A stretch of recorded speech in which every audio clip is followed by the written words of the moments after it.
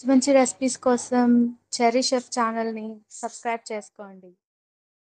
Hello Amigos, నేను మీ cherry chef. నేను మీకోసము బెండకాయ మసాలా కర్రీని తీసుకొచ్చాను.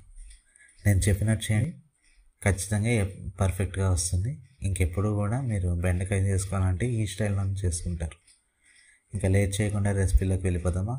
ముందుగా ఒక కడాయి తీసుకోండి. కడాయిలో 2 నుంచి 3 టేబుల్ స్పూన్ వరకు ఆయిల్ వేసుకోండి. ఈ ఆయిల్లో మనము బెండకాయలని కట్ చేసుకొని వాటిని ఫ్రై చేయాలి.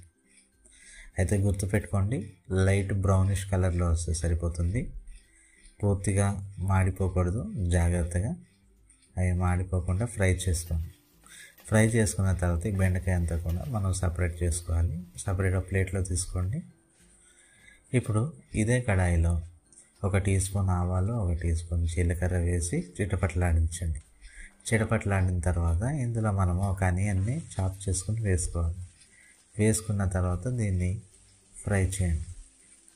ఇది లైట్ గోల్డెన్ కలర్లో వస్తుంది అన్న టైంలో దీంట్లో పచ్చిమిరపకాయలు వేసుకోండి. పచ్చిమిరపకాయలు వేసుకొని ఒకసారి కలుపుకున్న తర్వాత ఇందులో 1 టేబుల్ స్పూన్ అల్లం వెల్లుల్లి పేస్ట్ వేసుకోండి.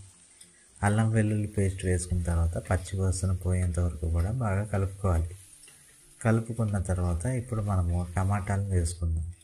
2 టమాటాలు చిన్నగా తరుక్కుని వేసుకున్నాను. వీటిని కూడా బాగా మెత్తబడేంత వరకు కూడా మనం మిక్స్ చేసుకోవాలి. మిక్స్ చేసుకున్న తర్వాత ఈ స్టేజ్లో మనము స్పైసెస్ని యాడ్ చేసుకుందాం.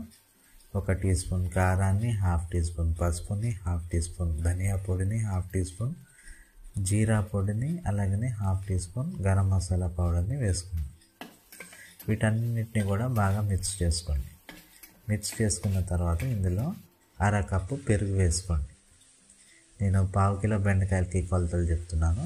మీరు క్వాంటిటీ ఇంక్రీజ్ చేసుకున్నప్పుడు అడ్జస్ట్ చేసుకోండి. పెరుగు వేసుకున్న తర్వాత ఇది లంప్స్ లాంటివి రాకుండా మంచిగా మిక్స్ చేసుకోండి. మిక్స్ చేసుకున్న తర్వాత ఇప్పుడు ఇందులో మనము ఫ్రై చేసి పెట్టుకున్నాం కదా బెండకాయలు, వాటిని ఇందులో వేసుకుందాం. బెండకాయలు వేసుకున్న తర్వాత మెల్లగా మిక్స్ చేసుకొని మీ గ్రేవీ కన్సిస్టెన్సీని బట్టి వాటర్ యాడ్ చేసుకోండి. ఇలా సరిపోతుంది అంటే వాటర్ అవసరం లేదు. కొద్దిగా గ్రేవీ ఉంటే బాగుంటుంది అనిపిస్తే కనుక వాటర్ యాడ్ చేసుకోండి. వాటర్ యాడ్ చేసుకున్న తర్వాత బాగా మిక్స్ చేసి ఒక మూత పెట్టి దీన్ని కనీసం ఒక 5 నుంచి 7 నిమిషాల వరకు మర్చిపోండి. అంతే, మన బెండకాయ మసాలా కర్రీ రెడీ అయిపోయినట్టే. దీన్ని ఇంకా సర్వ్ చేసుకోండి. ఎంతో బాగుంటుంది. మీరు ట్రై చేయండి.